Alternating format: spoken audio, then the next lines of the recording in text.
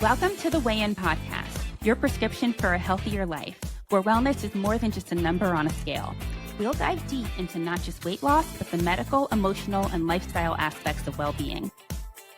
In each episode, we'll weigh in on hot topics ranging from diet myths and exercise trends to mental health and chronic disease management, providing you with the evidence-based advice to guide your health decisions. Remember, it's not just about the weight on the scale, but about creating a healthier, more balanced you.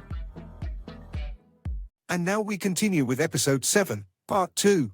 Zarina and I talked to another guest in another episode, and during that episode, we talked about how so many people kind of have like an aha moment that sort of changes the tide to where they either decide to start what ends up being their last weight loss journey, and whether that looks like bariatric surgery, whether it looks like a diet. I think that so many of us experience it.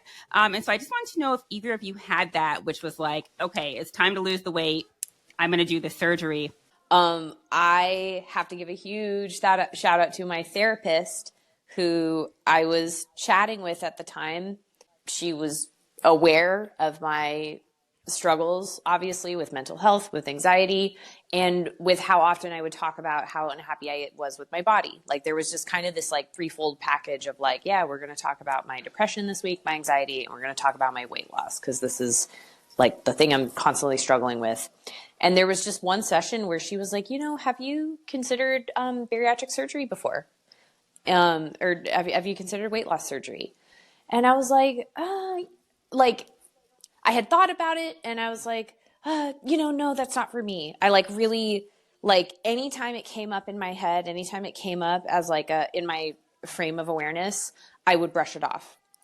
And I told her that I was like, I've heard about it, but I just don't think that's for me. And she was like, well, why? She just asked the simple question, like, why is that not for you?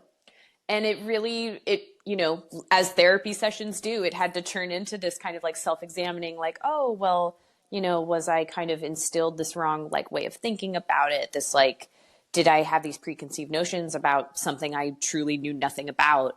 And the answer was yes. And when I had this self-examination period, it really, I would say that became my aha moment of oh, this is a tool that this might be the missing piece of this equation I've been struggling with. I've done it all. I've done dieting. I've done exercise. I've done them both. I've done one or the other. I've really changed I feel like I've done everything I can do. And the more I look up this procedure and this process and people who have had this seems to be the missing piece for them. So yeah, again, huge shout out to her. Mine is it's a little subtler. Allison made the decision to have the surgery. I just wanted nothing to be but supportive and everything. It was an option that I looked at back in 2007. I was considering weight loss surgery with the same doctor that Allison had that performed her weight loss surgery. Again, life got lifey. It got very different. Things happened, and that wasn't the course.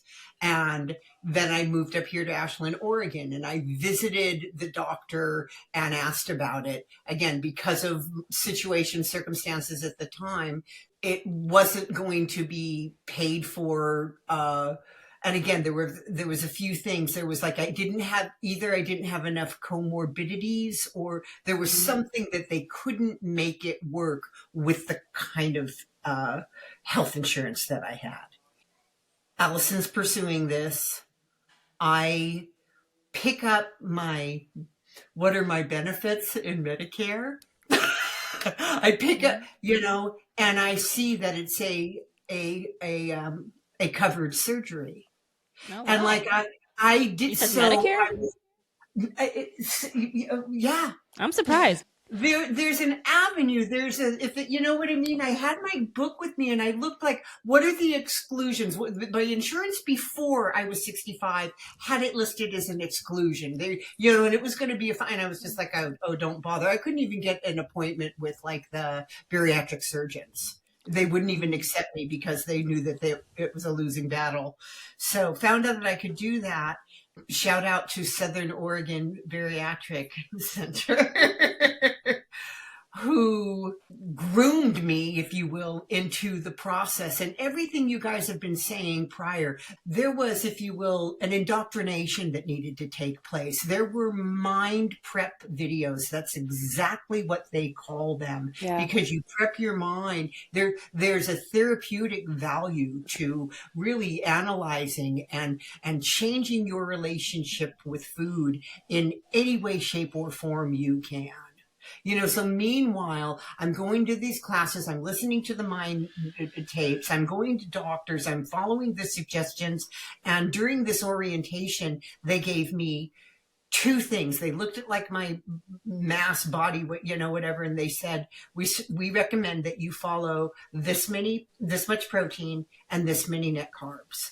So they gave me two, and we recommend that you get this app, this bariatric, what is it called? Berrytastic app. Berrytastic. Yeah.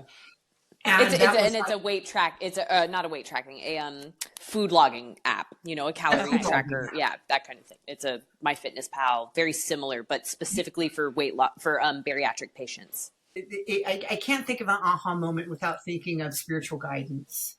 And for me, again, this is my relationship with that word and that verbiage and stuff like that, that somehow it was for me, it was desperation had met mercy and grace.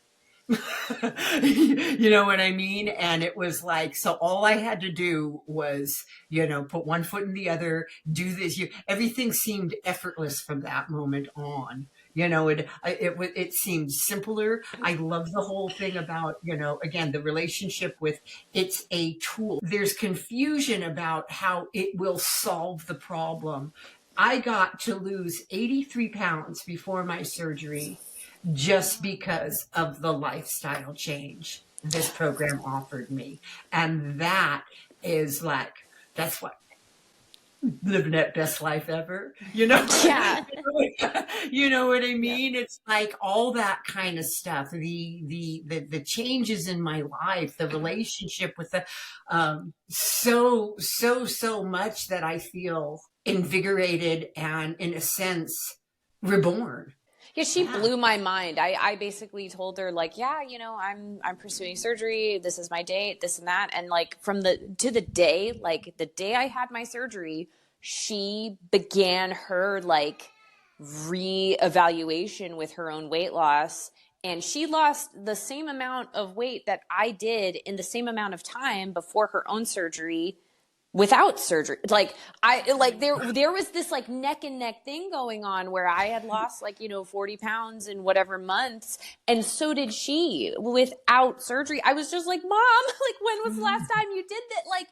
Please, a round of applause for you. She blew my mind.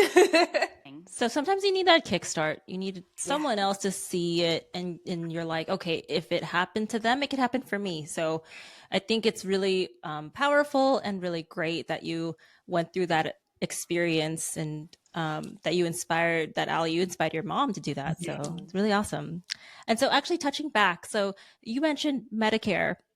I was saying that it's really amazing that Medicare covered that, because I feel like they don't cover a lot of things, especially bariatric surgery. I feel like that's typically not covered by insurance because it's considered cosmetic somehow, even though it's related to a chronic disease. Even though it's life-saving, yeah. Life-saving. Obesity is considered a chronic disease, but it's still not in touch with the healthcare system.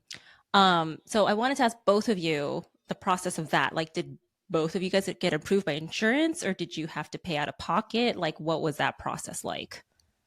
I had to pay out of pocket because I have Aetna, and Aetna is a little bit screwy. By most accounts, Aetna does cover it, but the way the insurance works with me and my fiance and the type of insurance we have, it was it's one of the exclusions. It's not included in the specific type of insurance that, he has work insurance from, the company and this and that. So the details of it were such that it was not covered. It was a strange thing where I was initially told it was I looked it up and it said, yes, it's included in my benefits, but, and this is my surgery center, my dietitian was like, hey, so, we've had issues with Aetna in the past. Like, you should really call and like confirm that this is a benefit, that they will cover this for you. And I was kind of like, it's fine. Like, I didn't really, she just gave me the instructions of like, okay, with Aetna, you're not just like cleared to have surgery right away. You have to have 3 months of, you have to have 6 months of diet courses. You have to like take these kind of classes, these nutrition classes. She was like, I can shave that down for you if do the classes once a week instead of once a month or whatever. I was like, yes, let's do the fast track. But at the end of the day, it was still just like an exclusion in the specific type of plan that I have. I was devastated. Like, I had done all this work and was like, okay, we're sending it off to be approved. And here we're at the finish line where I've been waiting for this. I've been wanting this. I've been documenting this. Like, it's about to happen. And then to just get right there and have that like that door kind of slam shut in your face was just like gut wrenching. Oh, yeah. I can imagine. My surgery center like warned me. They were like, you should really check. They were like, you should confirm, like call Aetna, like make sure with them. And I brushed that off. I think I was too gung ho and looking forward to it. And but it was at that point like that I had come so far and done so much that everyone was like, well, you're not getting it at this point. Let's pull together and let's help you. We'll do this. And then the funny thing with like procedures and surgery centers is once you say you're paying out of pocket, then they have a surgery date for you the next day. They're like, okay, when you coming? Like, we'll just get you right in. My experience with Southern Oregon Bariatric Center is they took me by the hand and walked me step by step by step and nothing was too much homework. Yeah, there were some snags. So the doctor has to sign off. You do need a psych evaluation. It wasn't just, this took months. This was in June of 2023, and I had my surgery in February of 24. Mm-hmm. So it was, and again, it seems like it was yesterday, though. This is what I'm trying to say. Because meanwhile, I'm like adapting and I'm like, the largest benefit of my life is I was benefiting from everything that they were giving me prior to the surgery. So the surgery, again, really was just a bonus. I got asked, well, since you've lost this much weight, do you think you still want to go through with the surgery? And I'm like, oh, yeah, without a doubt. And that's not everybody's experience. Some people don't adapt a lifestyle change before they kind of wait, and then it's a struggle. Alison was nothing but inspiration. I saw her struggles. I ask her a million questions daily. She does. It's true. It's at least a million. Is there anything that if somebody were about to start this journey, we're kind of going into this, would you advise them to do something in particular? Do you have like a little like tip or pearl or something that you kind of like wish that you had done, or like a nice to know for those people? I want to mention on your behalf, Mommy, is you had to do sleep apnea tests and sleep tests. Like, you had to get all these kind of, you were mentioning like the comorbidities and stuff. You had to get these kind of, I don't know, these quantifiers that help insurance process your surgery. So like, as you mentioned, there was this like, if you had a certain amount of comorbidities or not, you qualify or you don't. If you have any obesity related issues, it's not a guarantee that you will be qualified for the surgery. You may think it is, but it might not. So like, confirm with your specific insurance what does and doesn't your insurance coverage, and make sure you know it front to back, just in terms of what's available to you. Be prepared to do more than just show up and get your stomach surgically revised. Like, as my mommy mentioned, you're also going to have to do a psych evaluation. You're going to go to nutrition courses. You're going to have to relearn how to eat. Like, and that is such a like psychological roadblock that I think people are not aware of when they come in. You just hear, oh, my stomach's smaller, like everything else, it's all good from there. That's going to lose the weight for me. It's like, no, you're working with a new system now. You're working with an entirely new machine. You know, our bodies are machines, and when you go and like change the way the gears work, that's going to change the way the operating system works, if you will. I want to say one thing too, because it was a really scary road. There was part of all this stuff. So I'm having sleep apnea. They're doing an upper GI. They're doing a bunch of stuff. So I've got high blood pressure. Again, these are chronic things that they want to know that you can survive the surgery. So, and I had this thing, a part of me too, that was like, well, if I'm in such ill health, will they deny me the surgery? You certainly had that fear. Yeah. There was this misnomer about, oh, I'm too sick to get it type of thing. And that isn't necessarily the case. What all they wanted was some stability. Mm-hmm. So there were several sleep apnea things. There was inconclusive. There was this and everything. But as soon as they got me in the system that says, this is a way, this is the best way possible we are treating this condition. And the same thing with the upper GI, that she is at a point where she is doing the best thing possible to teach. So, and all those things were forward motions, and I thought they were going to be delays. Mm-hmm. Right. And I wanted to make it clear for our listeners as well.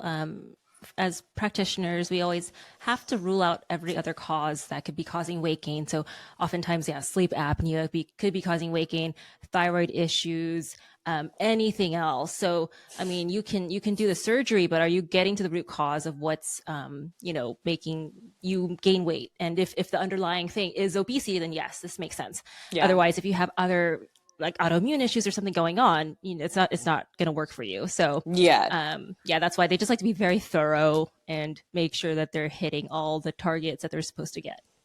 Thank you for mentioning that. I feel like that was specifically the thyroid thing. That was the last thing I tried to address before I kind of was at my wit's end. I would say I started to seek out are my hormones off? Are my thyroid levels bonked? Am I hormonally overweight? Because I also had this, I look very different. My face was riddled with hormonal cystic acne and also being obese. In my 30s, it was just dude, why all of this? Aren't I supposed to be grown out of acne? Aren't I supposed to kind of be at peak physical health? So yeah, I did try the thyroid route too. And did they give you any parameters? I don't know if you guys have ever seen my 600-pound life, but a lot of my clients have seen it. And in it, he's always you have to lose 50 pounds, and then I'll know that you're serious about getting the surgery, and only then will I do the surgery. So one question I had was did they give you a number that you needed to lose before you had the surgery? My only requirement was my 3 months of nutrition courses. There wasn't you have to lose this number of weight loss, but that was through my surgery center. I went through the Burbank St. Joseph's surgery center. Every surgery center has a little bit of a different format, and it really ties down to it can even come down to what kinds of surgeries are they even offering? I don't know, a word of advice I have is if you're looking into this surgery, whether it's sleeve or gastric bypass, if your surgery center is offering to do a lap band or, something like that, run. That is a outdated thing that most surgery centers don't do anymore. In regards and to... wait, I'm sorry. As an aside, you're just as a small aside, they are absolutely right. As a general thing, gastric sleeve does tend to have less complications. I just wanted to throw that in there, that it's not anecdotal. It's actually it's yeah, right. So they didn't put me on a diet. They didn't tell me what they gave me 90 grams of protein and to be under 50 net carbs. And that was the magic formula for me. That in and of itself was, again, I didn't mind. I've got the app. I don't mind logging my food. And every day was successful. I could hit those terms on the daily. They didn't give me a size number. They gave me a formula Yeah. to adhere to. Yeah. And support. Yes. I was checking in with my dietitian every week. They would send me a video to watch weekly. And then I was supposed to kind of do a little homework assignment based off this video, this class. And a lot of it was like kind of gentle introduction of like lifestyle changes, like go for a walk 20 minutes every day, and go, like my mom is saying, like try to hit this amount of protein in a day, try to stay under this amount of carbs. Like here's the difference between slider food and nutritious food. That's a term in the bariatric community. I'm not sure if it's in other weight loss communities, but so slider food is anything that food that literally like slides through your system and makes you kind of slide off your goals or off track. So things like chips, things like cookies, things that are high in sugar, high in carbs, things that like don't really offer a lot of nutritious sustenance. They just like go through your system and don't provide you with anything. As a bariatric patient, they provide me with like smiles and joy, but Like everybody else, yeah. Most of us, they provide me like yum, but that doesn't, aside from that, it's like, oh, they're not giving you very much. And I personally found it so patronizing because this was at a point where I had already made such a commitment to changing my lifestyle. I decided to go with bariatric surgery because I felt like I was a good candidate for sticking to it. I felt like I had the lifestyle that was required of me. Like I worked to gain lifestyle that was required that would equal success. You do hear when you start to like pursue this surgery, you are made aware of like the percentage of people who do gain the weight back, or people who do get revisions from the sleeve to RNY, or RNY to RNY again. Like, that's like, let's just make it smaller. I go to the gym 6 times a week. I eat pretty darn healthy food. I was like, I can see this working for me. That was some of the prep work I had to do leading up. Once I was like approved for surgery and had a surgery date, the prep work was very literal. It was very, okay, we need to shrink your liver before we do this surgery so that it's out of the way, so that it's the lowest. Yeah, I see your face, Serena. You can shrink a liver? Like how? Starve it. Oh, okay. 2 weeks before surgery, we were told to try to stay under 1,000 calories a day, drink protein shakes, you're doing basically a full liquid diet the 2 weeks before surgery. A lot of soups with added proteins, lots and lots of soup, lots and lots of protein shakes.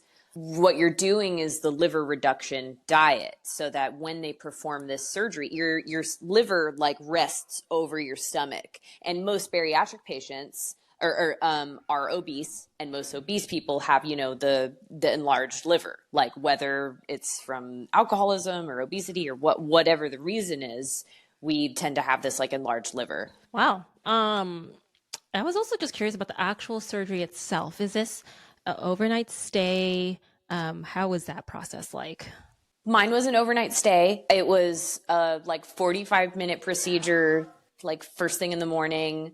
I remember my surgery time was supposed to be at 6:30. We were there, and then it got kind of delayed. Finally went in for surgery at 9, and then was out and in recovery by 10:30, 10:40, really, really rapid. As soon as anesthesia wears off, you're in a ton of pain because they pump you full of gas, to perform the abdominal surgery. So the only remedy for that is to get up and walk around. which is the last thing you want to do after you've had like abdominal surgery. Yeah. You're like, I just want to go to bed. So as soon as you're kind of ready and able, they're like, okay, let's go for a lap around the hospital wing. Like, isn't that exciting? And you're like, no, but let's go. Like, if this is what'll make me feel better. So yeah, at that point, it's like a 1 or 2 night stay, depending on how that gas passes. If you can show that you can like go to the bathroom like a big girl and like do your own thing, and the nurses are like, are you farting? Are you burping? Okay, that's good. Like showing that your digestive system is doing its stuff despite all this like trauma that it just underwent. Yeah. So my surgery stay was 1 night. Stacie, how about you? A little different. A little different, to say the least. Close to 4 hours. Yeah. There's so many factors. Alison came up here. She flew up to Oregon to be with me and to caretake me while this was going on. She went to the surgeons with me. She got to meet my doctor. Shout out to Dr. Eaton, who told me at my pre-op, I think this is like a few days before or whatever, he goes, it's going to be a challenge, but we'll get there. I know, he seemed excited. He was like, I'm up for the challenge. I was like, oh. Like, let's do this. Yeah. So I'm like, okay, I'm in your robotic hands. Like let's go.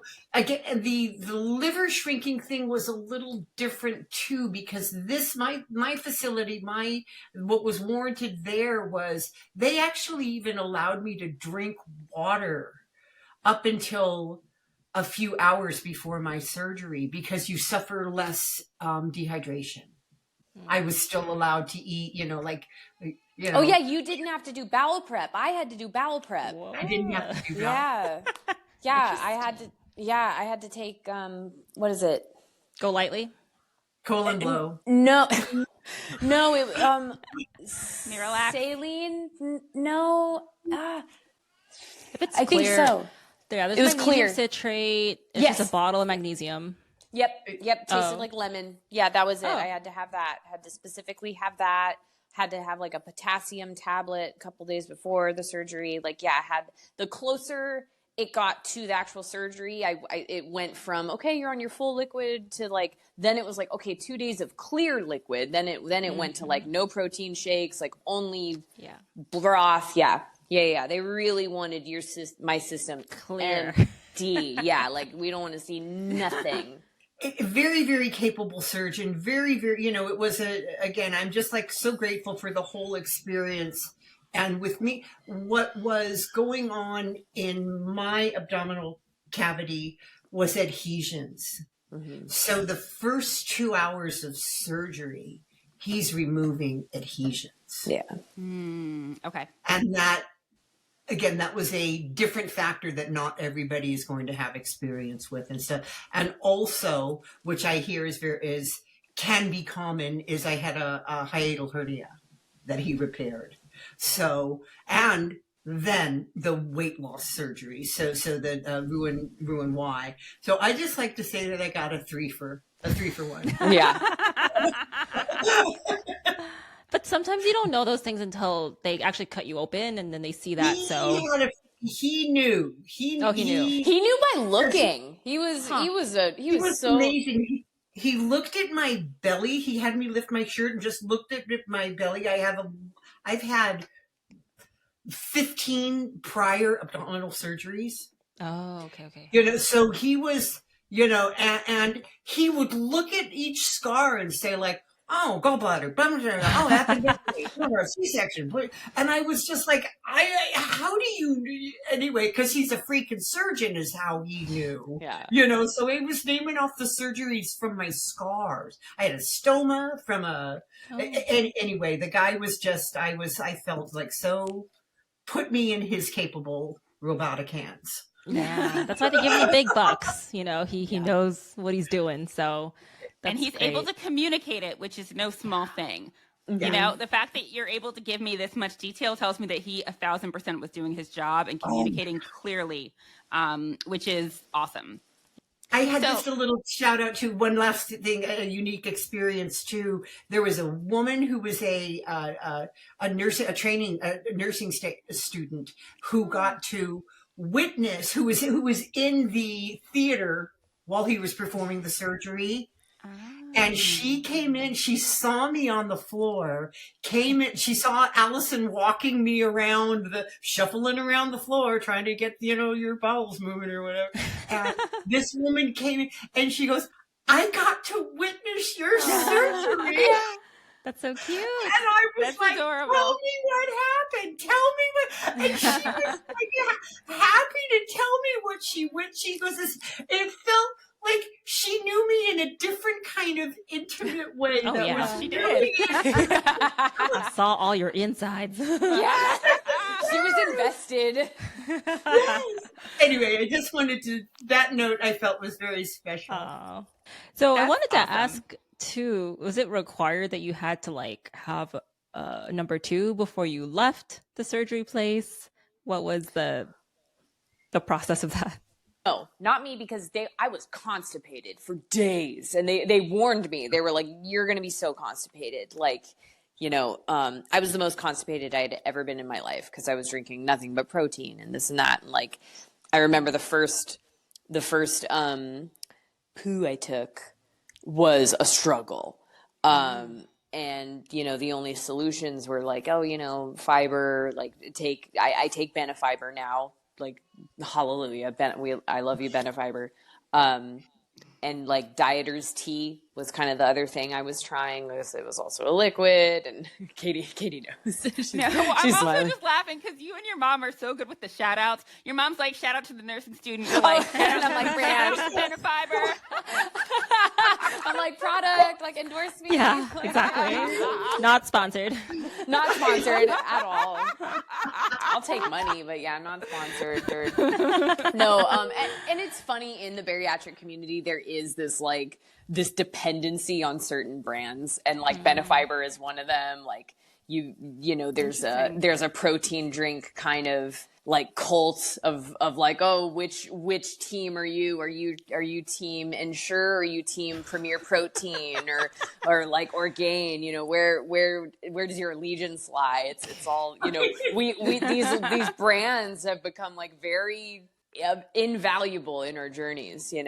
They just wanted to make sure that I was like passing gas, could urinate on my own, like could kind of, the anesthesia had worn off, and made sure I was like capable of, being at my house and getting up to walk around the living room every couple of hours or something for the foreseeable future. Okay. When each of you got home from your surgery, I'm sure that you were feeling tired, probably having some pain. When did you start to feel like yourselves again? So I describe it like my pain level out of surgery was at like a high 8, a 9, like from a 1 to 10, 10 being the most painful. I was really up there. I really was struggling with pain. As soon as I could ask, like, can I please have more pain meds? I did. No shame in admitting I was just in so much pain. And then I feel like when I went home, when they cleared me to go home and were like, yeah, you can leave tonight. I was like, really? Like, so much pain. Like, you're going to send, I was dreading the drive home. Like, oh my God, any bump on the road, like anything. I remember being in the car and my brother driving and just being like, oh my God, just get me home. And I lived far from my surgery center. I live like 45 minutes away to an hour. Like, I just, in LA traffic. That's far. James, I know. I was just Girl, like, what time did you leave? If you left at like 4 p.m., you're screwed. Oh, you're in there for 2 hours. You might as well go to Palm Springs at that point. Yeah. No, I was just like, oh my God. No, I was dreading it. They sent me home with like maybe, I don't know, 5 pain pills or something. I think I took 2, like not at once, but like, I took 2 doses before I just kind of like woke up the next day and it was like, oh, all of a sudden this like level 7 pain was a level 2. Like it just, for me, it just like dropped dramatically. I just like woke up feeling like myself one day. And I was like, oh my God, this really is a pretty, in like the grand scheme of things, a pretty painless surgery where like I can see how people can return to work within a week, can get back to that. That was my experience. Again, Mommy's was quite different. Quite different. They want to make sure you're urinating, and they allowed me to go home without having, a drain. Bowel movements. I had, and again, my whole situation was different. I had to do Lovenox injections to prevent, so I had to inject myself twice a day. There was like this medicine that I had to take out. So that was one of them. And again, I had more bruising on my stomach from the Lovenox than I did from the surgery. It was snowing. Poor Allison. I'm like, come on up and take care of me and everything. And we have Did you drive her home? She drove in the snow to come and get her mama. Yeah. But we were snowed in for one day. If you don't feel confident to drive, and I don't have like stud tires or anything. She doesn't have like a Subaru. I wasn't like confident in driving. I am not ready. Yeah, I was like, I live where it's sunny and golden. I'm not driving in this snow. No, ma'am.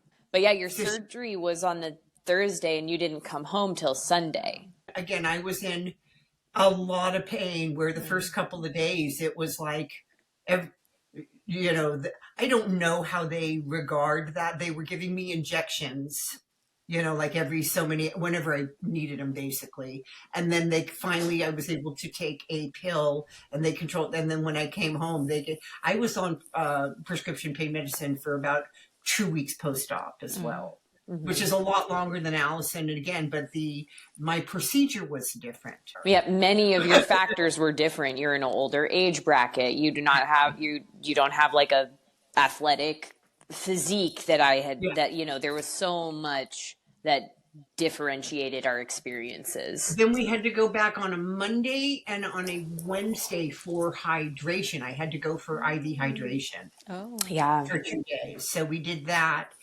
I got, I had like the first week or so out, I had a dumping syndrome experience and stuff. I physically, there were some challenges for me. I wasn't regulating the water, whatever it was, as pre-op ready I was and all the weight I lost. This is a different freaking ball game right here. You know what I mean? It was like, they mean it. Chew your food so like it's applesauce consistency.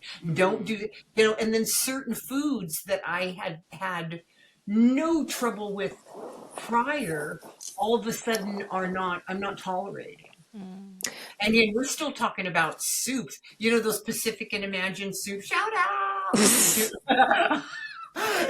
Shout out number 10. That's a big part of like the liquid diet. You want something savory. Yeah. Shout out to soup. Shout out to So soup. bland. Yeah. And and again, you're putting protein powder in it, and whatever that I could take one sip too many and ruin your night. Yeah. Yeah. This is what I was talking about earlier when I mentioned like you need to be, as a bariatric patient, you need to be up for the challenge of like relearning the way you eat and the way you interface with food.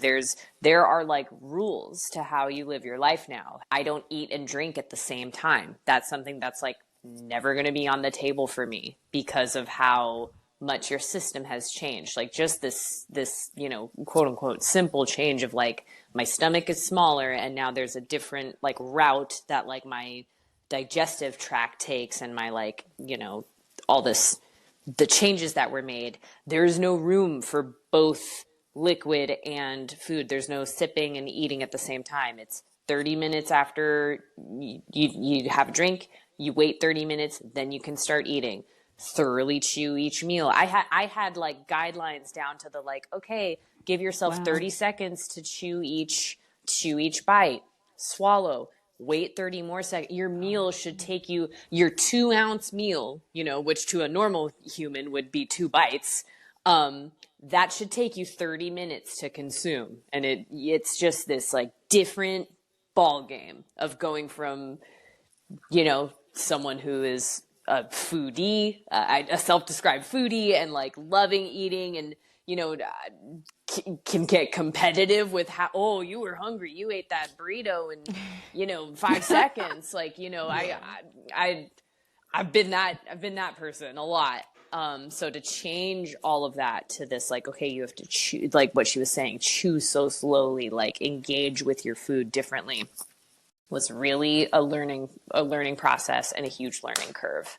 Wow. Well, that's so amazing that, again, you guys have gone through this process, and thank you again for sharing everything. Like, there's so much that I don't know. Like, honestly, I should probably know the different types of surgeries and stuff. I will look this up.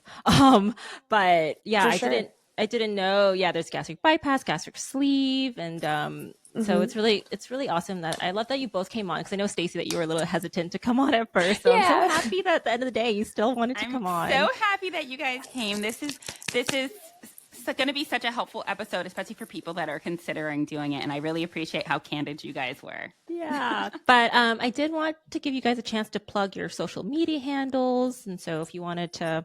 As you mentioned, I'm at Olive Alley on Instagram. That's my bariatric diary, if you will. I share like what kind of foods I'm eating. I have side-by-sides. I have some of my mommy's side-by-sides. And, I do a weekly kind of check-in with, just kind of a content warning. I post my weight and I post my measurements. So if you're kind of in a place where you're uncomfortable seeing that, like just be forewarned.